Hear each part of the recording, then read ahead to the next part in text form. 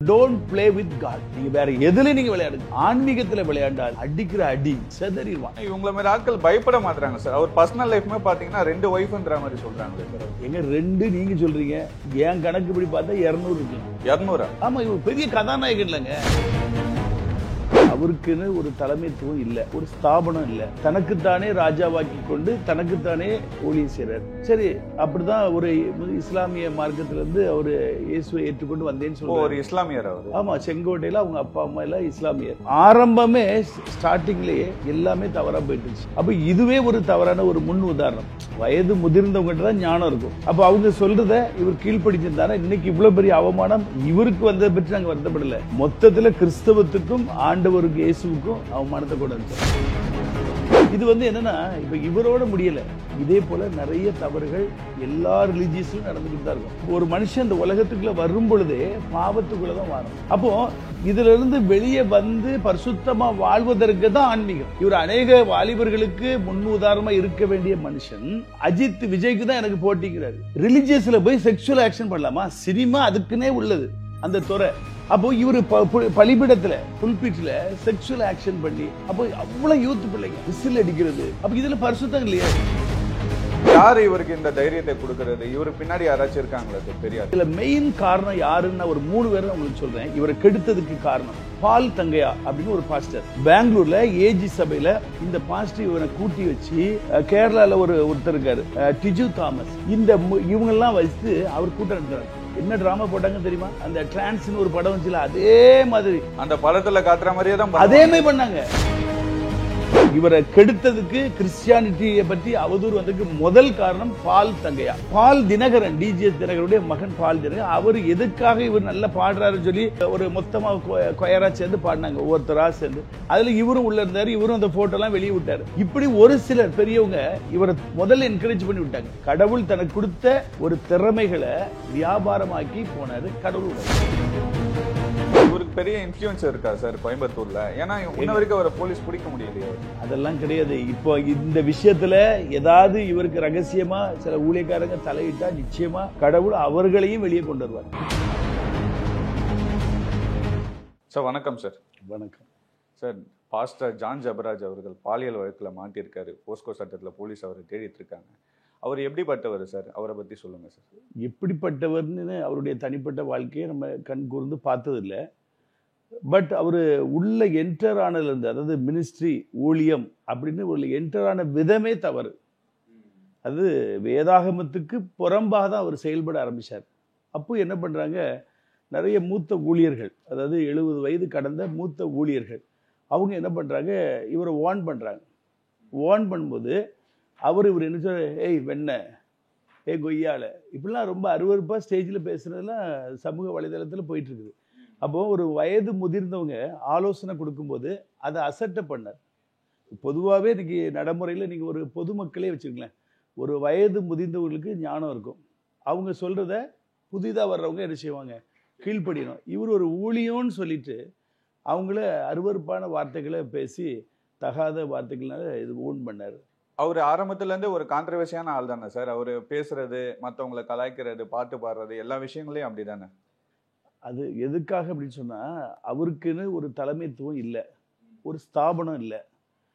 தனக்குத்தானே ராஜாவாக்கி கொண்டு தனக்குத்தானே ஊழியம் செய்கிறார். சரி, அப்படிதான் ஒரு இஸ்லாமிய மார்க்கத்திலேருந்து அவர் இயேசுவை ஏற்றுக்கொண்டு வந்தேன்னு சொல்லுவார். ஒரு இஸ்லாமியர் அவர். ஆமாம், செங்கோட்டையில் அவங்க அப்பா அம்மா எல்லாம் இஸ்லாமியர். அவங்க கன்வெர்ட் ஆகி வந்திருக்கிறாரு. அதை வரவேற்கத்தக்குன்னு வச்சுருங்களேன். அப்படிங்கும்போது ஒன்று ஒரு அசம்பிளி ஆஃப் காட், பெண்டிகாஸ்டில் இருந்தால் ஒரு அசம்பிளி ஆஃப் காடோ இல்லை ஏசி என்ற ஒரு நிறுவனங்கள் ஸ்தாபனங்கள் இருக்குது, அதில் இருந்து வந்திருக்கணும். இல்லை ப்ரோட்டஸ்டண்ட்டாக இருந்தால் மெத்தடிஸ்ட்டு, லுத்தரன், சிஎஸ்ஐ இப்படி இருக்குது. இதில் கேத்தலிக்காக இருந்தால் கேத்தலிக் டயசிஸில் ஒரு உள்ளே வந்து அதிலெல்லாம் இப்படி ஈஸியாக உள்ளே வர முடியாது. கேத்தலிக்கில் எப்படின்னா குழந்தை பருவத்திலேயே அவங்க செமினரின்னு சொல்லி தனியாக பிரித்து கொண்டு போயிடுவாங்க. குடும்ப உறவுகளை விட்டு பிரித்து கொண்டு போய் அவங்க படிக்க வைத்து, கல்லூரி படிக்க வைத்து, பைபிள் காலேஜ் படிக்க வைத்து அப்படியே பிரித்து கொண்டு போயிடுவாங்க. அவங்களுக்கு மேரேஜ் இதெல்லாம் கிடையாது. அப்போ இப்படிங்கும்போது ஏதாவது ஒரு ஸ்தாபனத்துக்குள்ளே இருந்து வந்திருந்தா ஒரு டிசிப்ளின் தெரியும். அப்போ இவர் அந்த கட்டுப்பாடு இல்லாமல் ஆரம்பமே ஸ்டார்டிங்லேயே எல்லாமே தவறாக போயிட்டுருச்சு. அப்போது மூத்த ஊழியர்கள் 70 வயதுக்கு கடந்த ஊழியர்கள் அவங்க என்ன பண்ணுறாங்க, இப்படிலாம் செய்யக்கூடாது, இது வந்து கிறிஸ்தவத்துக்கு அவமானத்தை கொண்டு வரும்னு சொல்லும்போது கொய்யால வெண்ண அப்படின்னு சொல்லி ரொம்ப அருவருப்பாக பொதுமக்கள் மத்தியில் மீட்டிங்கில் இளைஞர்கள் மத்தியில் அப்படி பேசுகிறார். அப்போ இதுவே ஒரு தவறான ஒரு முன் உதாரணம். வயது முதிர்ந்தவங்ககிட்ட தான் ஞானம் இருக்கும். அப்போ அவங்க சொல்கிறத இவர் கீழ்ப்படிச்சிருந்தாரா இன்னைக்கு இவ்வளோ பெரிய அவமானம் இவருக்கு வந்ததை பற்றி நாங்கள் வருத்தப்படலை. மொத்தத்தில் கிறிஸ்தவத்துக்கும் ஆண்டவருக்கு இயேசுவுக்கும் அவமானத்தை கொண்டு வந்துட்டார். இப்போ இவர் கெட்டு போனதுனால எங்களுக்கு எந்த பாதிப்பும் கிடையாது. மொத்தத்தில் என்னது, கிறிஸ்தவ பாதிரியார், கிறிஸ்தவ பாஸ்டர் இப்படி கிடந்து அசிங்கமான தகாத உறவு வைத்தார்னு பப்ளிக் டொமைனில் கெட்டு போயிருக்கு.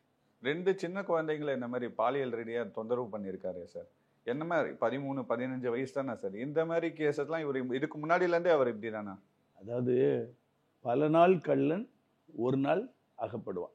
வேதாகமத்தில் ஒரு வசனம் சொல்லப்பட்டிருக்குது, அடிக்கடி கடிந்து கொள்ளப்பட்டும் தன் பிடரியை கடினப்படுத்துகிறவன் சகாயமின்றி சடுதியில் நாசம். அதாவது பல வார்னிங் கொடுப்பார் கடவுள் ஒரு மனுஷனுக்கு. மனுஷன் எல்லாரும் ஒவ்வொரு விஷயங்களில் தவறுறவங்க தான். ஏன்னா வேதாகமத்தில் ஆதியாகமத்திலேருந்து கடைசி வரைக்கும் பார்க்குறோம், ஒவ்வொரு தேவனால் அழைக்கப்பட்ட ஊழியர்கள் தவறு செய்கிறாங்க. அதை ஆண்டவர் உணர்த்துவார். உணர்த்தி சிலவங்களுக்கு அடி கொடுத்துருக்கிறார். அப்போ தாவீதை தன் இருதயத்திற்கு ஏற்றவன் என்று சொல்லி தேவனே இறைவனே தாவீதை குறித்து சர்டிஃபிகேட் கொடுக்குறாரு. ஆனால் அந்த தாவீது பத்சேபாலோட விபச்சாரத்தில் விழுந்துட்டா, பெரிய ராஜா, ஆண்டவரால் புகழப்பட்டவர், விழுந்துட்டார். ஆனால் அவருக்கு பிறந்த அந்த குழந்தையை ஆண்டவர் அடித்தார். இவர் 7 நாட்கள் தண்ணி குடிக்காம, தலைக்கு எண்ணெய் வைக்காம, சாப்பிடாம அவர் என்ன பண்ணார், கடவுள்கிட்ட மன்றாடி பார்த்தார், என் பாவத்தை மன்னிச்சிடும், எப்படியாவது இந்த குழந்தையை மாத்திரம் தந்துடும். ஆண்டவர் கேட்கல, தண்டனை கொடுத்தார். அப்போது அதுக்கப்புறம் அவர் செய்தார்னு சரித்திரத்தில் இல்லை, அந்த ஒன் டைம். அப்படிங்கும்போது இவருக்கு பல வார்னிங் இருந்திருக்கு. இவர் சிறு வயதுலேருந்து இப்படி இருந்திருக்கலாம். ஏன்னா ஜென்ம சுவாபம்னு இருக்குது பார்த்தீங்களா, ஜீன். இது வந்து மதத்துக்கு அப்பாற்பட்டது. ஒரு குடும்ப வாக்கு, அவங்க தாத்தா, அவங்க முப்பாட்டினார், அவங்களுக்கு ஜீன் தான் அப்படி தொடர்ச்சியாக வர ஆரம்பிக்கும். அப்போ இவர் ஜென்ம சுவாபமே இந்த வீக்னஸாக இருந்திருக்கலாம். இதில் என்ன கதைனா, இவருடைய ஒய்ஃபு ரீனான்னு நினைக்கிறேன், அவர் அந்த அம்மாவுடைய அப்பா, ஏதாவது இவருக்கு மாமனாருக்கு தம்பி தான் அந்த சில்ட்ரன்ஸ் ஹோம் நடத்தியிருக்கிறார். அந்த ரீனாவுடைய தம்பியும் இந்த மாதிரி தவறில் இருந்தார்னு காவல்துறையில் விசாரிக்கும்போது வருது. அப்போ இவங்க குடும்பமாகவே இது தெரிஞ்சும் வெளியே பெருசாக கொண்டு வராமல் மூடி மறைச்சிருக்காங்க. இது ஆரம்பத்திலே முளையிலே வெட்டியிருந்தா இவ்வளோ பெரிய விபரீதம் ஆயிருக்காது. இப்போ இந்த குழந்தை வந்து போல்டாக வெளியே வந்து காரணம் என்னென்னா, இது பெண்டிகாஸ்டல் அனுபவத்துக்குள்ளே ஒரு ஹோமுக்குள்ளே இருக்குது. அப்பா அம்மா இல்லாத பிள்ளை ஹோமுக்குள்ளே இருக்குது. இந்த பிள்ளை என்ன செய்யுது, ஒரு ஸ்தாபன திருச்சபைக்குள்ள, அதாவது சிஎஸ்சியோ இசிஐயான்னு தெரில, ஒரு குருவானவருடைய மனைவிட்ட போய் கண்ணீர் விட்டு சொல்லுது. இன்னைக்கு இது பெண்டிகாஸ்டில் போய் சொல்லியிருந்தா அதை மூடி மறைச்சிருப்பாங்க, வெளியே வந்திருக்காது. அப்போ அந்த குருவானவருடைய மனைவி என்ன பண்ணுறாங்க, நீ வா ஸ்டேஷனில் கம்ப்ளைண்ட் போடணும்னு சொல்லி, இது 1 இயர் பிஃபோராக நடந்த கதையை பிறகு வந்து இவங்க வந்து தைரியமாக சொல்கிறாங்க. இன்றைக்கி யாருமே லேஸில் வெளியே வந்து சொல்ல மாட்டாங்க. உங்களுக்கு தெரியல, அந்த பிள்ளைகளுடைய எதிர்காலங்கள் இருக்குது. ஆனால் அந்த பிள்ளையை பாராட்டணும், தைரியமாக வந்து கம்ப்ளைண்ட் கொடுத்துருக்காங்க. அதற்கு உறுதுணையாக இருந்தவங்க சிஎஸ்சியா ஈஸியாங்கிறது எனக்கு சரியாக தெரியவில்லை, ஒரு நல்ல ஒரு ரெப்யூட்டட் சர்ச்சில் உள்ள பாதிரியாருடைய மனைவி கூட்டி கொண்டு போய் கம்ப்ளைண்ட் கொடுத்துருக்காங்க. அதனால் இது வந்து என்னென்னா, இப்போ இவரோட முடியலை, இதே போல் நிறைய தவறுகள் எல்லா ரிலீஜியஸ்லையும் நடந்துக்கிட்டு தான் இருக்கும். Human nature. அதாவது இவர் தாவீது பக்தன் வந்து இந்த விபச்சாரத்தில் விழுந்த பிறகு அவர் ஒரு சங்கீதம் 51 அவர் பிரார்த்தனை பண்ணுறாரு, என் தாய் என்னை பாவத்தில் கற்பந்தரித்தாள், இதோ உள்ளத்தில் உண்மை இருக்க விரும்புகிறீர் அப்படின்னு அவர் பிரார்த்தனை பண்ணுறாரு. நான் வந்து உம்முடைய கண்களுக்கு முன்பாக பொல்லாங்கானதை நடப்பித்தேன், நீர் என்னை ஈசோப்பினால் உம்முடைய ரத்தத்தினால் என்னை கழுவி சுத்திகரியும் என்று மன்றாடுறாரு. அப்படிங்கும்போது இந்த பாவத்தில் கற்பந்தரித்தாள், நம்ம ஒரு மனுஷன் இந்த உலகத்துக்குள்ளே வரும் பொழுதே பாவத்துக்குள்ளே தான் வரும், எல்லாருமே ஹியூமன் நேச்சர் எல்லாருமே. அப்போது இதிலிருந்து வெளியே வந்து பரிசுத்தமாக வாழ்வதற்கு தான் ஆன்மீகம். இந்த உலகமே பாவம் நிறைந்த உலகம். நீங்கள் இந்த பக்கம் பார்த்தாலும் பாவம், இந்த பக்கம் பார்த்தாலும் பாவம். மொபைலை யூஸ் பண்ணுற யாருமே பாவத்துக்குள்ளே கடந்து செல்லாமல் எதுவுமே கடக்க முடியாது. அப்போது அதிலெல்லாம் ஸ்கிப் பண்ணி வாழணும். ஒரு குதிரைக்கு கடிவாளம் கலிங்கம் போட்டிருக்காங்கல்ல, அதே போல் இந்த ஆன்மீகம் என்கிறது வந்து ஒரு மனுஷனை கட்டுப்படுத்துறது, மனம் போல ஓடாமல் அதை கட்டுப்பட. அப்படியும் இவர் அநேக வாலிபர்களுக்கு முன் உதாரணமாக இருக்க வேண்டிய மனுஷன் இப்படிப்பட்ட தகாத உறவுக்குள்ள போனதற்கு ஒரு பேசிக் காரணம் நான் சொல்கிறேன் உங்களுக்கு. அதாவது இதில் சங்கீதத்தில் பார்த்தீங்கன்னா இரண்டாவது சங்கீதம் 11வது வசனத்தை நான் உங்களுக்கு வாசிக்க பாருங்க. பயத்துடனே கர்த்தரை சேவியுங்கள், நடுக்கத்துடனே களி கூறுங்கள். அதாவது ஆண்டவரை தொழுது கொள்ள சொல்றாரு. அது எப்படி தொழுது கொள்ளுமா? பயத்தோடு. இவர் எப்படி பண்ணாரு?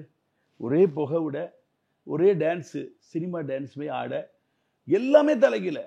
இது எல்லாமே அவர் படிச்சிருப்பாரு இல்லையா? ஏங்க அதை கைக்குள்ளல் இல்ல. பயத்துடனே கர்த்தரை சேவியுங்கள், நடுக்கத்துடனே அவரை ஆராதிங்கன்னு சொல்றாரு. அப்போ ஒரு கடவுள், ஆண்டோடைய பிரசன்னம் அங்க இருக்குது. அவர் வானத்தை பூமி உண்டாக்குன கடவுள். அவரை ஆராதிக்கும் போது ஒரு நடுக்கம், ஒரு பயம், இது வேணும். இது அவர் கை கொள்ளல. ஆட்டம் பாட்டம் கொண்டாட்டம், சினிமா, மியூசிக், மெட்டு, என்னென்னலாமோ. அது அவரோட விருப்பம் சார். அது இல்ல அவருடைய விருப்பம் இல்ல. இப்போ நீங்க சொல்றீங்க இல்லையா சார், டைவர்ஷன் ஆகுது. ஓகே, இளைஞர்களை டைவர்ட் பண்றாரு. அப்போ அஜித் விஜய்க்கு தான் எனக்கு போட்டிங்கிறாரு. நீங்க அந்த வீடியோலாம் சமூக வலைதளத்துல கிடக்கு. எனக்கு போட்டியே அஜித் விஜய். அதாவது ரிலிஜியஸ் ஒரு பக்கம், சினிமா ஒரு பக்கம். அவர் ஒரு சினிமா ஹீரோவா அவரை நினைச்சுக்கிறாரு, அப்படி பாஸ்டரா இல்ல. அவர் ரிலிஜியஸ்ல வரக்கூடாதுங்கிறேன். அதாவது ஒரு பாலும் விஷமும் நீங்க ஒண்ணா மிக்ஸ் பண்ணி சாப்பிடுவீங்களா? ஒண்ணு இந்த ரூட்ல இருளும் வெளிச்சமும் ஒன்னாகுமா? ஒண்ணு இருளா இருந்துக்க, இல்ல வெளிச்சமா இருந்துக்க. நீ ஆன்மீகம்னு வந்துகிட்டு விஜயும் அஜித்தையும் போட்டி போட்டுதான் என் வேலை அப்படின்லாம் பேசுறதுலாம் அது மாத்திரம் இல்ல.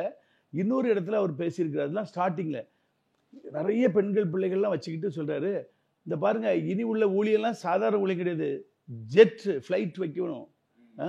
பாரு, உன் கையில மோதிரம் இருக்கா கலத்தி போடு, காலத்துல தோடு இருக்கா கலத்தி போடு, கழுத்துல செயின் இருக்கா கலத்தி போடு, ஒண்ணுமே இல்லையா செக் எழுதி போடு, அதுவும் இல்லையா நீனே காணிக்க பைக்கில் விழுந்துரு. இதெல்லாம் ஒரு ரொம்ப ஒரு அருவருப்பான ஒரு வார்த்தை. அதாவது காணிக்கை எப்படி கடவுள் போடச்சிருக்கான்னா, விசனமாயும் அல்ல, கட்டாயமாயும் அல்ல, உற்சாகமாய் கொடுக்கிற இடத்தில் தேவன் பிரியமா இருக்கிறார். இன்னைக்கு ஒரு டெம்பிள்லயோ ஒரு சர்ச்சிலேயோ போய் காணிக்கை யார் கேட்டா போடுவாங்க. அவங்க ஏதாவது நேர்ச்சை பண்ணிட்டு போவாங்க. அவங்களுக்கு ஒரு நல்ல காரியம் நடந்த உடனே அவங்க தேங்க்ஸ் கிவிங், கடவுளுக்கு நன்றி செலுத்துறது கொடுப்பாங்க. இவன் கட்டாயமா நீ கொடு, கழுத்துல எடுத்து வருவான், மாப்பிள்ளைட்லாம் உனக்கு கேட்க வேண்டாம், நீ இருக்கிற எடுத்து போடு, நம்ம ஜெட் ஃபிளைட் வாங்கணும் அப்படின்னு. இதுல இன்னொரு வசனம் பாருங்க, சங்கீதம் 96:9 வசனத்தை பாருங்க. பரிசுத்த அலங்காரத்துடனே கர்த்தரை தொழுது கொள்ளுங்கள், நீங்கள் யாவரும் அவருக்கு முன்பாக நடுங்குங்கள். பரிசுத்த அலங்காரம் சொல்லியிருக்கு. அப்ப பரிசுத்த அலங்காரம் எப்படி? இவரு செக்ஷுவல் ஆக்ஷன் பண்ணுவார். ரிலிஜியஸ்ல போய் செக்ஷுவல் ஆக்ஷன் பண்ணலாமா? சினிமா அதுக்குன்னே உள்ளது அந்த துறை. அப்போ இவரு பலிபிடத்துல புல்பீட்ல செக்ஷுவல் ஆக்ஷன் பண்ணி, அப்போ அவ்வளவு யூத் பிள்ளைங்க விசில் அடிக்கிறது. அப்ப இதுல பரிசுத்தம் இல்லையே. சினிமால விசில் அடிக்கலாம், எல்லாம் பண்ணலாம். ஒரு ஆன்மீக ஸ்தலத்துல போய் யாரும் இவர் கடவுள் பேரை சொல்லி தன்னை ஒரு ஹீரோவா காட்டி பணம் பறிக்கிறார். ஓப்பனா இருக்கு, யூடியூப்ல இருக்கு. நான் உங்களுக்கு லிங்க் தரேன், நீங்க இதோட சேர்த்து போட்டு காட்டுங்க. அதாவது ஜெட் ஃபிளைட் வாங்கணும். இனி உள்ள ஊழியெல்லாம் சும்மா கிடையாது. இல்ல இதே சரி, நீங்க பணம் பறிக்கிறது ஒரு பக்கம் இருந்தாலுமே அப்பா அம்மா இல்லாத குழந்தைங்களை போயிட்டு நம்ம பாலியல் வன்கொடுமை பண்ணிருக்காரு. அது ரொம்ப தப்பு இல்ல. இதுல என்ன தெரியுமா உங்களுக்கு? இது 1-2 வெளியே வந்திருக்குங்க. என் கணிப்புப்படி, என்னுடைய வயது, என்னுடைய அனுபவத்தின்படி அநேக பெண்கள்கிட்ட விளையாண்டுருப்பார். ஏன்னா இவருடைய ட்ரெஸ் கோட், இவருடைய ஆக்ஷன், இவருடைய ஸ்டைல், இவருடைய மெலடி, பாடுற தாளந்து. அதாவது ஒருத்தர் நீங்கள் நல்லா பார்க்குறீங்களா, ஒரு சினிமாவில் பெயர் பெற்று வந்தால் கூட ஈர்க்கப்படும், ஆட்டோமேட்டிக்காக பெண்கள் எல்லாரும் ரசிக்க ஆரம்பிப்பாங்க. அதே போல் இவர் கிறிஸ்டியானிட்டியில் இப்படி ஒரு கிளாமர் டான்ஸோட இதுவரைக்கும் நாங்கள் எங்கள் வாழ்க்கையில் பார்த்தால இனி உண்டு வருமாங்கிறதும் தெரியலை. இதுதான் வெரி ஃபர்ஸ்ட் அண்ட் லாஸ்ட். இதுக்கு மேலே கடவுளை அனுமதிக்க மாட்டார். அப்போது இந்த கவர்ச்சியை பார்த்து இன்னைக்குள்ள இளைஞ பிள்ளைங்கள்லாம் ஆசைப்பட்டு போகிறாங்க. அப்போ இது அநேகருக்கு இடரல்ங்கிறேன். இன்னைக்கு கடவுள் இதை பட்ட பகலா வெளிச்சத்துக்கு கொண்டு வந்ததுக்கு கடவுளுக்கு நம்ம நன்றி செலுத்தணும். ஏன்னா மனுஷன் சொன்ன அந்த ஆள் கேட்க மாட்டார். இதுக்கப்புறம் மத்தவங்க ஏமாறாம இருப்பாங்க. ஏமாறாங்க இல்ல, இது ஒரு அதாவது இது டெம்ப்ட் கண்டிப்பா பண்ணும். இந்த மாதிரி நீங்க ஒரு ஆலயத்துல போய் அங்கெல்லாம் போட்டு இருந்தா டெம்ப்ட் வருமா? நீங்க நல்ல டைட் ஃபிட்டு, ஸ்லிம் ஃபிட்லாம் போட்டு நல்ல டான்ஸ் ஆடும்போது மேல் அட்ராக்ட் ஃபீமேல், ஃபீமேல் அட்ராக்ட் மேல். இது ஜெனட்டிக்கா உள்ளது. இது ரிலிஜியஸ்க்கு அப்பாற்பட்டது. எதுக்காக எல்லாம் கவுன் போட்டு இப்படி மறைச்சிருக்காங்க? அவர் என்ன ட்ரெஸ் வேணா போட்டோம் சார். அவர் ஒரு பாஸ்டர். அவர் ஒரு பாஸ்டர்னா எப்படி இருக்கு? எங்க பாஸ்டருக்கு ஒரு அடையாளம் இருக்கு. பெந்தேகோஸ்தே பாஸ்டர் அப்படி நினைச்சுவாங்க. வெள்ளை ஜிப்பா போட்டுப்பாங்க. நீங்க ஏசிஏ இங்கெல்லாம் பாருங்க, வெள்ளை ஜிப்பா போட்டுருப்பாங்க. ஃபுல்லா கையை மறைச்சிருவாங்க. உடம்பு தெரியக்கூடாது, உடலுடைய உறுப்புகள் வெளியே காட்டக்கூடாது. அதுதான் ஆன்மீகம். ஏன்னா மக்கள் ஒரு கர்த்தரை தேட வரும்பொழுது மைண்டு டைவர்ஷன் ஆகக்கூடாது. ஒருத்தர் பார்க்கும் பொழுது டைவர்ஷன். கேத்தலிக் பாருங்க, நன்ஸ் எல்லாம் பாருங்க, ஃபுல்லா கவுன் தான் போட்டுப்பாங்க. ஃபாதர் பாருங்க, எல்லாரும் கவுன் தான் போட்டுப்பாங்க, அங்கி போடாம இருக்க மாட்டாங்க. இப்போ இந்த ட்ரெஸ் கோட்லாம் இருக்கு இல்லையா சார்? இப்போ கடவுள் பேரை சொல்லி அவர் இந்த மாதிரி சின்ன சின்ன பசங்களை இந்த மாதிரி விஷயங்கள் பண்ண சொல்ல தப்பு தானே சார்? கடவுள் நம்பி வராங்க, இப்போ சர்ச்சுக்கு வராங்க, நம்பி வராங்க. பைபிள்ல ஒரு வசனம் சொல்லப்பட்டிருக்குது, ஒருவன் கர்த்தர்கிட்ட வர்றதுக்கு ஒருத்தர் இடர்ல உண்டாக்குனான். அதாவது ஒரு பிள்ளைகள் ஒரு இயேசுவை தேடி வராங்க, அவங்களுக்கு இடர்ல உண்டாக்குனா பைபிள் என்ன சொல்லிருக்கு, அவனை எந்திர கல்ல கழுத்துல கட்டி, அதாவது மாவரைக்கிற கல் இருக்குல்ல, அதை கழுத்துல கட்டி சமுத்திரத்தின் ஆழத்துல கொண்டு போட்டு. அப்படின்னா அர்த்தம் என்னன்னா, அப்படிப்பட்டவன் இந்த உலகத்துல வாழவே கூடாது, அவன் கடலுக்கு அடியில போயிடும், அந்த பாடி கூட செத்த பிறகு. அவ்வளவு எரிச்சல் ஆண்டவருக்கு. நீங்க உனக்கு நீயே கெட்டு போனா உன்னோட முடிஞ்சு போச்சு. அடுத்தவங்க பல ஆயிரம் பேரை தவறான வழிக்குள்ள கொண்டு போகும்போது தேவன் எரிச்சல் இருப்பார். இதுதான் அந்த வசனம். அந்த குழந்தையோட நிலைமை நினைச்சு பாருங்க சார். அப்பா அம்மா இல்லைன்னு ஒரு ட்ரஸ்ட்ல இருக்காங்க, இவங்க நம்மள பார்த்துப்பாங்கன்ற ஒரு நம்பிக்கையில இருக்காங்க, அந்த குழந்தைங்களை வீட்டுக்கு கூட்டிட்டு போய் இப்படி தப்பு பண்ணியிருக்காரு. அதான் நான் சொல்லுங்களேன், இது வந்து ஒன்லி ஒன் வெளி உலகத்துக்கு வந்துச்சு, ஒரு நூற்றுக்கணக்கு மறைக்கப்பட்டிருக்கு. யாரு இவருக்கு இந்த தைரியத்தை கொடுக்கறது? இவருக்கு பின்னாடி யாராச்சும் இருக்காங்களா சார் பெரியார்? அதாவது யாருக்குமே அடங்கல, அடங்காப்பிடாரி. ஒருத்தர் கட்டுக்குள்ள இருந்தா, ஒரு அட்வைசர்னு இருந்தா அவங்க கீழ்ப்படிஞ்சு இருப்பாங்க. இப்போ இடையில பிரபலமான தேவ ஊழியர் பால் தினகரன், அவர்கிட்டலாம் போய் நின்று ஃபோட்டோலாம் எடுத்து போட்டுக்க, இது அவருக்கு தான் கேவலம். இவரெல்லாம் அங்கீகரிக்க கூடாது. இதுல மெயின் காரணம் யாருன்னு நான் ஒரு 3 பேரை உங்களுக்கு சொல்றேன். இவரை கெடுத்ததுக்கு காரணம் பால் தங்கையா அப்படின்னு ஒரு pastor, assembly of God Bangalore. இவர் ஆரம்பத்தில் ஒரு ஆட்டம் பாட்டம் சரியில்லைன்னு பெரிய ஊழியக்காரங்களாம் பேசும் பொழுது, பெங்களூர்ல ஏஜி சபையில பால் தங்கையா இந்த பாஸ்டர் இவனை கூட்டி வச்சு, அந்த டிஜு கேரளாவில் ஒருத்தர் இருக்காரு, டிஜு தாமஸ், இந்த இவங்கெல்லாம் வச்சு அவர் கூட்டம் நடத்துறாரு. என்ன ட்ராமா போட்டாங்க தெரியுமா? இவர் டிஜு சொல்லுவார், இப்போ பாருங்க அந்த அந்த ஒருத்தர் இருக்கார்ல, அவர் பாருங்க, அவர் பர்ஸுக்குள்ள இப்போ நான் ஜோ பண்ணுறேன், திடீர்னு 10,000 வந்து இருக்கும் அப்படிவார். உடனே இவங்க ஆக்ஷன் பண்ணுவாங்க. அந்த டிரான்ஸ்னு ஒரு படம் வந்துச்சுல, அதே மாதிரி அந்த படத்துல காட்டுற மாதிரியே தான் அதே மாதிரி பண்ணாங்க. பண்ணிட்டு அப்புறம் வாங்க தண்ணி கொண்டாங்க, ஜக்கில் ஊத்துங்க, இப்போ இந்த தண்ணியை நான் திராட்சை ரசமும் மாற்ற போறேன். உடனே அவங்க ஆளுக்களே குடிப்பாங்க. குடிச்சு என்ன டேஸ்டா இருக்கு. உண்மையாவே நம்ப வைக்கிறாங்களா சார் மக்களை? ஏமாற்று, சித்து வேலை. அதாவது இயேசு கிறிஸ்து முதல் அற்புதம் கானாங்கிற ஊர்ல போனாரு, திருமண வீட்டுல ரசம் குறைவுபட்டுச்சு, அன்றைக்கு ரசம், இன்றைக்கு பாயாசமா வச்சுக்கலாம் வைக்கல. அப்போ அவர் என்ன செய்யறாரு, அந்த சிச்சுவேஷன்ல முதல்ல தண்ணீரை ரசமாக்கினாரு. இதை மக்களை இவங்கிட்ட சொல்லி இவங்க செஞ்ச மாதிரி காட்டி மக்களை ஏமாற்றுறாங்க. நீங்க சொல்ற பார்த்தா பெரிய நெட்வொர்க்கா இருப்பாங்க, பயங்கர நெட்வொர்க். அதுக்கப்புறம் சொல்லுவாங்க, அந்த ஒருத்தர் வாங்க எழுமுங்க, உங்களுக்கு இந்த ஆக்சிஸ் பேங்க்ல இந்த அக்கௌண்ட் நம்பர் உங்களுக்கு இருக்கு, அப்படித்தானே? ஆமா, நீங்க இப்போ 10 லட்சம் ரூபாய் கடன்ல வந்திருக்கீங்கன்னு ஆண்டவர் சொல்றாரு. இப்போ உங்க அக்கௌண்ட்ல பணம் விழுந்துச்சு. உடனே நீங்க நெட்ல செக் பண்ணி பாருங்க, எஸ் எஸ் எஸ் எஸ் எனக்கு பணம் வந்துட்டு 10 லட்சம். ஏங்க இப்படியா கடவுளை ஆசீர்வதிப்பாரு? அப்படின்னா தான் எல்லாரும் வேலையே செய்ய வேண்டாமே, டிஜு தாமஸை நம்பி போய் அவங்க கடனெல்லாம் அடைச்சிட்டு போயிடலாமே. இது எல்லாம் கண்கட்டி வித்த, அந்த குரலி வித்த, கண்கட்டி வித்த ரோட்ல செய்யறாங்களா, இதே போல செய்ய ஆரம்பிச்சாங்க. இவர் அந்த அளவுக்கு வளர்த்து விட்டாங்க. வளர்த்து விட்டது முதல் பாவி. இவரை கெடுத்ததுக்கு, கிறிஸ்டியானிட்டியை பற்றி அவதூறு வந்ததுக்கு முதல் காரணம் பால் தங்கையா. சரியா? பால் தினகரன், டிஜிஎஸ் தினகரனுடைய மகன் பால் தினகரன், அவர் எதுக்காக இவர் நல்லா பாடுறாருன்னு சொல்லி ஒரு மொத்தமாக கொயரா சேர்ந்து பாடினாங்க, ஒவ்வொருத்தராக சேர்ந்து. அதில் இவரும் உள்ள இருந்தார், இவரும் அந்த ஃபோட்டோலாம் வெளியே விட்டார். ஆனால் எதுக்கு இவரை வீட்டுக்குள்ளே விட்டாங்க, எதுக்கு இவரை பழகினான்னு தெரியல. பட் கொஞ்ச நாள் தான் அப்படி கட் பண்ணி விட்டாங்க, உள்ள சேர்க்கல.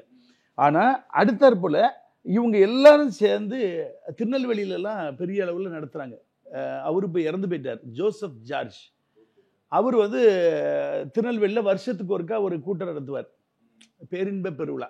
அந்த பேரின்ப பெருவிழாவில் இந்த பையனை உள்ள விட்டு முதல்ல அனௌன்ஸ் பண்ணார் பப்ளிக். இதான் அவனை வளர்றதுக்கு தூண்டுகோல். இன்னைக்கு அவர் மரித்து போனார். இப்படி ஒரு சிலர் பெரியவங்க இவரை முதல்ல என்கரேஜ் பண்ணி விட்டாங்க. இதில் ஒரே ஒரு காரணம்னா, பாட்டு உண்மையாகவே ரசனையாக இருக்கும், அதை யாராலையும் குறை சொல்ல முடியாது. அவர் நிறைய பாட்டு, கருத்துள்ள பாட்டு பாடியிருக்காரு. அது அந்த குரல் வளம், அந்த இசை தாளம்லாம் உண்மையாகவே நல்லா இருக்கு. அது பைபிளிக்கல் வேர்டு தான், ஏன்னா. ஆனால் அதை வைத்து, அதாவது என்ன சொல்லுவாங்க, ஒரு ரொட்டி துண்டை போட்டு மீன்லாம் பிடிப்பாங்கல்ல, அதே மாதிரி இந்த டேலண்ட்டை வியாபாரமாக்கிட்டார். கடவுள் தனக்கு கொடுத்த ஒரு திறமைகளை வியாபாரமாக்கி போனாரு. கடவுள் விடல. இப்போ இவங்க வந்து இவ்வளவு பெரிய நெட்வொர்க்கா இருக்காங்க, இவங்க தான் இவரை வளர்க்குறாங்க. ஜான் ஜபராஜ் அவரை வந்து இப்படி வளர்க்குறாங்க இல்லையா சார்? எவ்வளவு அமௌண்ட்டை சார் இவங்க மக்கள் கிட்ட இருந்து வாங்கியிருப்பாங்க இது வரைக்கும்? இல்ல ஃபுல்லா ஃபாரின் ஃபுல்லா எல்லா கண்ட்ரிக்கும் அவரை அழைச்சி நிறைய ஆஃபரிங்லாம் வந்திருக்கு. இப்போ எல்லாம் காலியாயிரும். ஓட்டப்பையில போட்ட கதை தான். எல்லாம் பிடிக்கிட்டு போயிடும். ஏன்னா அந்த கூட உள்ள அசிஸ்டன்ட் பாஸ்டர்ஸ் மிசிஸ்ட கூட தவறான மூவ் பண்ணாருன்னு சொல்லி தான் முதல்ல பிரச்சனை கிளம்பியிருக்கு. உடனே தான் அவரு பாஸ்டர் இருக்கார்ல, அவர் தான் என்ன பண்ணிட்டார், பூட்டி சாவி எடுத்து இவர் அனுப்பி விட்டார் கோயம்புத்தூர்ல. இதான் ஃபர்ஸ்ட் வெளியே வந்தது. கோயம்புத்தூர்லேயே வர இன்னொருத்தர் இருக்கார் பாருங்க, ஃபுல்லா சினிமா பாட்டு தான் பாடுவார். அவர் யாருன்னா மதுரையில் ஜஸ்டின். இந்த ஜஸ்டின் இவங்கலாம் இந்த மாதிரி கடவுளுக்கு சம்மந்தம் இல்லாமல் நடந்துக்கிறாங்க. இவங்கெல்லாம் ஒரு கூட்டணி. மதுரை ஜஸ்டின்னு ஒரு பாஸ்டர். அப்போ அவரு பார்த்தீங்கன்னா ஒரே சினிமா பாட்டு தான். எல்லாம் அந்த பழைய காலத்து எம்ஜிஆர் பாட்டுகளை பாடி மக்களை கிறுக்காக்கி விசிலடி, ஏ ஆடு, ஏ டான்ஸ், இப்படி ஆடு, அப்படி ஆடு. நம்ம சமூக வலைதளங்களை எல்லாம் பார்க்கிறோம். காது கேட்காதவங்க காது கேட்க இல்ல, இவங்க ரெண்டு பேர்லாம் பார்ட்னர்ஸ்ங்க. இப்ப மற்றவங்க கூட ஒட்ட மாட்டேங்கிறாங்கல்ல, எல்லாரும் இதை வெறுக்கிறாங்க. இந்த டான்ஸ் ஆடுற ரெண்டு குரூப்பும் ஒன்னா சேர்ந்துட்டு இவரு காணாம போனார்ல, கதவை அடைச்சிட்டாங்கல்ல அங்க கோயம்புத்தூர்ல. அதுக்கப்புறம் இவரு போய் அங்க ஒரு கடையை திறக்காரு. சர்ச்சை திறக்காருன்னு சொல்ல மாட்டேன், ஒரு வியாபாரம். ஏன்னா இந்த ஒரு டீலர் வெளியே போயிட்டா அப்ப அந்த கஸ்டமர் அங்க இருப்பாங்க. அப்ப அந்த அவரை நம்பி வந்த அந்த இளைஞர்கள் அங்க இருப்பாங்க. உடனே இவர் என்ன பண்றாரு, மதுரையில இருந்து ஒரு புது கடையை அங்க ஆரம்பிச்சு அவன்கிட்ட இருந்து செதறி போன ஆட்களை கூண்டுக்குள்ள அடைக்கிறதுக்கு எல்லாம் வசூல் தான். இப்ப அந்த மதுரையில ஜஸ்டின் சொல்றீங்களா, ஒரே விசில் ஆட்டம் பாட்டம் தான். அதுலயும் மக்கள் பாத்தீங்கன்னா கூட்டமா இருக்காங்க. அப்ப இன்னைக்கு மாயையான உலகத்துல மக்கள் வந்து இந்த கவர்ச்சி, இந்த டான்ஸ், ஆட்டம் பாடத்தை விரும்புறதுனால ஒரு கூட்டம் தான், எல்லாரும் கிடையாது. இன்னைக்கு நீங்க ஒண்ணும் இல்லை, ஜார்ஜ் கத்தீட்ரல் இங்க போங்க, அங்க போய் நீங்க உட்கார்ந்து அந்த ஆராதனை நடக்கும் பாருங்க, அப்படியே தெய்வீகம் இருக்கும். கண்டிப்பா சார். ஒரு தரப்பினர் இந்த மாதிரி இருந்தாலும் ஒரு தரப்பினர் வந்து இவங்க பண்ற தப்பால எல்லாருக்கும் கெட்ட அது என்ன சொல்ற, ஒரு தரப்பினர் சொல்லாதீங்க, இது கேர் ஆஃப் பிளாட்ஃபார்ம். அதாவது ஒரு ரெப்யூட்டட் ஒரு டயசிஸ்னு ஒன்று இருக்கணும், அதுக்குள்ள ஒரு தலைமைத்துவம் இருக்கு. இப்போ எங்க சிஎஸ்சி எடுத்துக்கிட்டீங்கன்னா முதல்ல அவங்க என்ன செய்யணும், ஒரு ஊழியத்துக்கு வரணும்னா ஒரு டிகிரி முடிச்சிருக்கணும். டிகிரி முடிச்ச பிறகு ஒரு பாதிரியார்கிட்ட என்னதான் இருக்கணும், அசிஸ்டண்டா இருக்கணும்.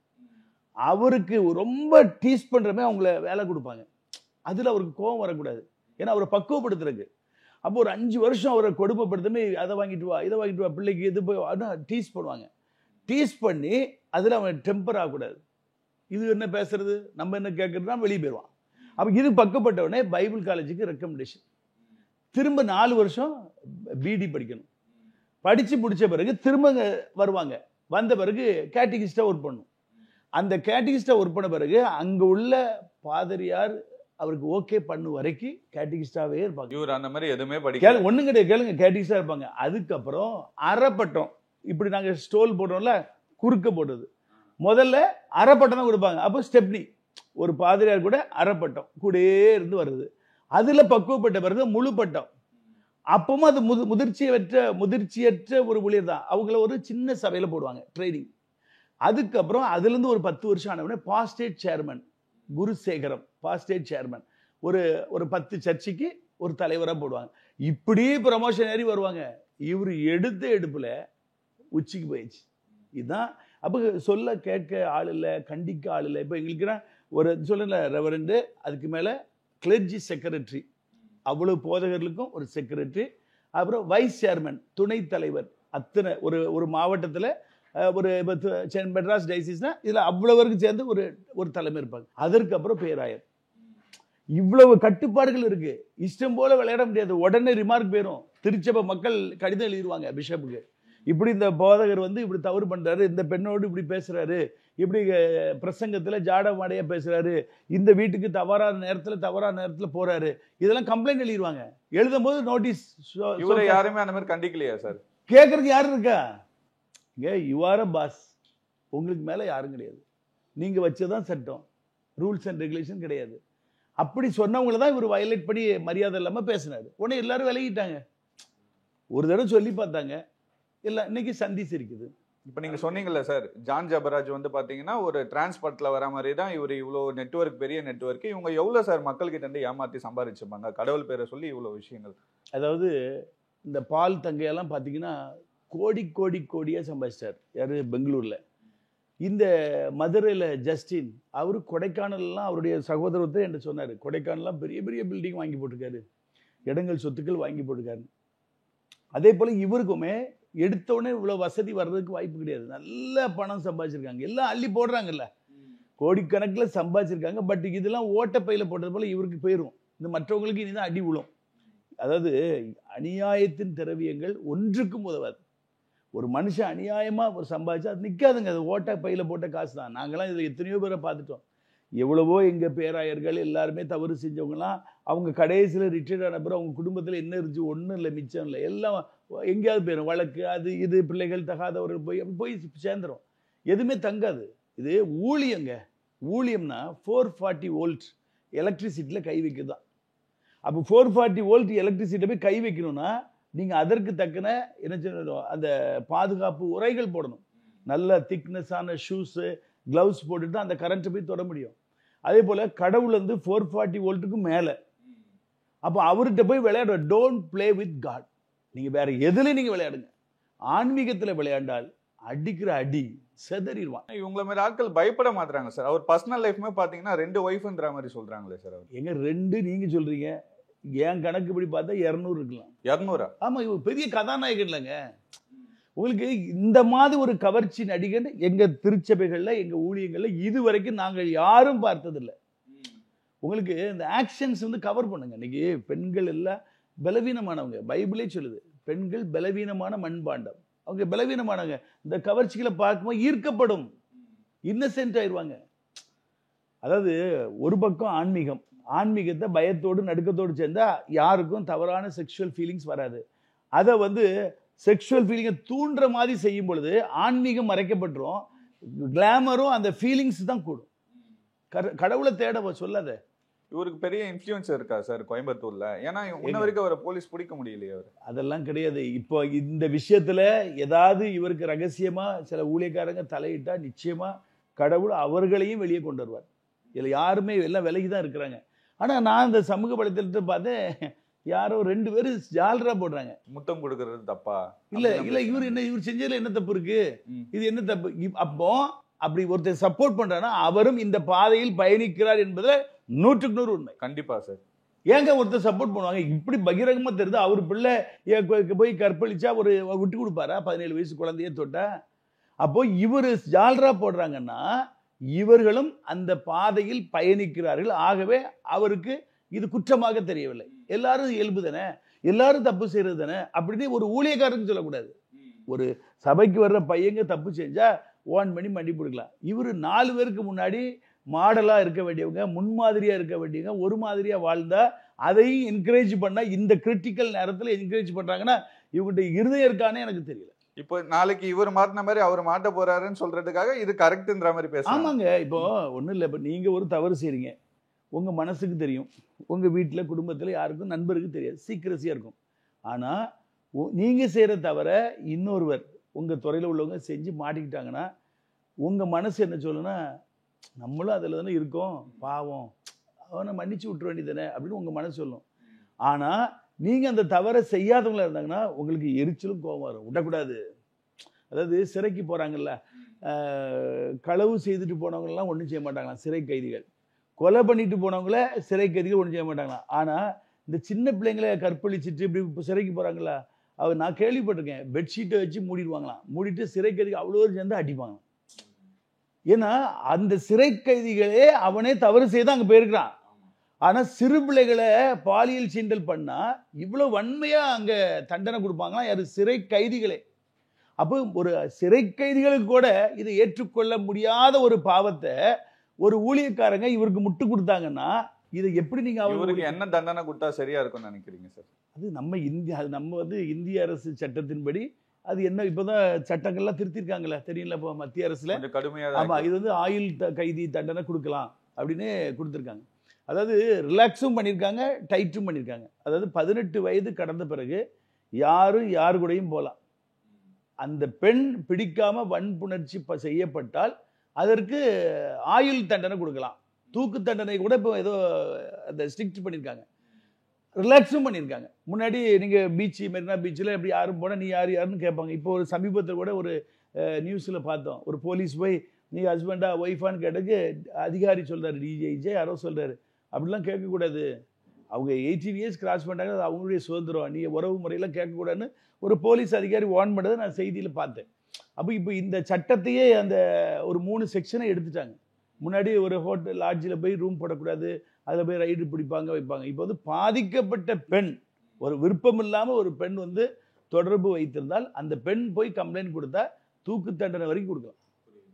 ஆனா ஜபராஜுக்கு தூக்கு தண்டனை கொடுக்கலாம். நான் நீதிபதி அல்ல, நம்ம இந்திய அரசு சட்டத்தை திருத்தி இருக்கிறாங்க. இல்ல சார், நீங்க உங்களுக்கு ஒரு ஆதங்கம் இருக்கும்ல சார், நம்ம ஒரு பாஸ்டர் இவ்வளவு நாள் நான் என்ன சொல்றேன்னா, என் கடவுள் சொன்னதை நான் சொல்ல முடியும்.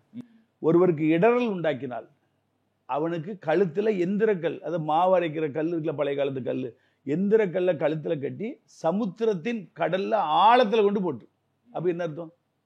தூக்கு தண்டனையோட ஒரு கடினமான ஒரு தண்டனையை தேவன் கொடுத்திருக்காரு, கர்த்தர் கொடு. ஆமா, இடரல் உண்டாக்குனா, அது தனக்குத்தானே இடரல் உண்டாக்குனா ஒன்றும் பிரச்சனை இல்லை, அது அவனோட அழிஞ்சுதான்.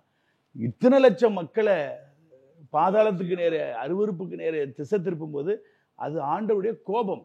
இது நான் நீதிபதி அல்ல, நான் தண்டனை கொடுப்பதற்கு எந்த தகுதியும் கிடையாது. Bible chase. ஓகே, வேற என்னென்ன மாதிரி தப்புகள் பண்ணியிருக்காரு சார் அவரு, நீங்க கேள்விப்பட்டிருக்கீங்க? அது மெயினா வந்து ப்ராஸ்டியூஷன், இந்த இதுதான். அது கண்டிப்பா எங்க இந்த ஒருத்தர் வந்து இந்த மாதிரி கிளாமரா போயாச்சுனாலே ஈர்க்கப்பட்டுரும். அதாவது இது நிச்சயமா நடக்கும். இது வந்து வெளியே வந்து கொஞ்சம் தெரிஞ்சிருக்கு. இவர் ஈர்க்கப்பட்டாலுமே அவர் சொல்லணும்ல சார், இதெல்லாம் தப்பு. ஏன்னா நம்ம அவர் இதுக்கு தானே செய்யறாரு, எப்படி தப்புன்னு சொல்லுவாரு? நீங்க ஒருத்தர் வந்து பரிசுத்தத்தை குறித்து பிரசங்கம் பண்ணா ஒருத்தர் ஒட்ட மாட்டாங்க. பரிசுத்தத்தை குறித்து வைராக்கியமா பேசுறவங்க கிட்ட எந்த பெண்ணும் பக்கத்துல ஒட்ட மாட்டாங்க. ஒரு நெருப்பு கிட்ட ஒரு ஈ கொசு வருமா, வந்தா அப்படி பசுமாயிரும், எரிஞ்சு சாம்பலாயிரும். இவர் அவர் ஒரு அக்னியா இல்லையே, இவரே கவர்ச்சி நடிகரா தானே இருக்காரு. வாயிலிருந்து வர்ற வார்த்தை நமக்கு போட்டியே விஜய் அஜித் கூட தான் அப்படிங்கிறாரு. அப்புறம் இவர்கிட்ட எப்படி நீங்க எதிர்பார்ப்பீங்க? எந்த வகையில நீங்க பரிசுத்தத்தை எதிர்பார்ப்பீங்க? இப்போ இந்த மாதிரி ஆட்களை வந்து இப்போ திரும்ப திரும்ப கடவுள் பேரை சொல்லி ஏமாத்துறாங்க இல்லையா சார்? இதெல்லாம் நீங்க உங்க கிறிஸ்டியானிட்டியில என்ன சொல்றாங்க சார் இந்த மாதிரி ஆட்களை? இல்லை, எல்லாருமே அதாவது நீங்க கமெண்ட்ஸ்ல நீங்க பாத்தீங்கன்னா ரொம்ப விடாதீங்க வைங்க அப்படின்னு ரொம்ப ஒரு கோபத்துல தான் போடுறாங்க. அந்த ரொம்ப ஃபேன்ஸ் அவர் கூட இருப்பாங்களா, அவங்க தான் ஒரு சிலர் முட்டு கொடுத்து சில பிள்ளைகள்லாம் இல்லாமல் பேசுகிறாங்க.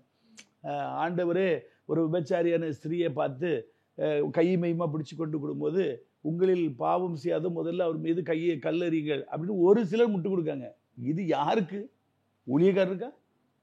விபச்சாரியான ஸ்திரீ, இது ஊழியக்காரியை கூட்டிட்டு வரல, அவ தொழிலே விபச்சாரம். அப்ப அன்னைக்கு யூதர்கள் முறைமைப்படி ஒரு விபச்சாரம் செய்கிற ஸ்திரியை கையுமையுமாய் பிடிச்சிட்டாங்கன்னா கல்லெறிஞ்சு கொலை செய்யணும்னு சட்டம். அப்போ ஒரு விபச்சாரியை கொண்டு ஆண்டவர்கிட்ட விட்டு விடுறாங்க.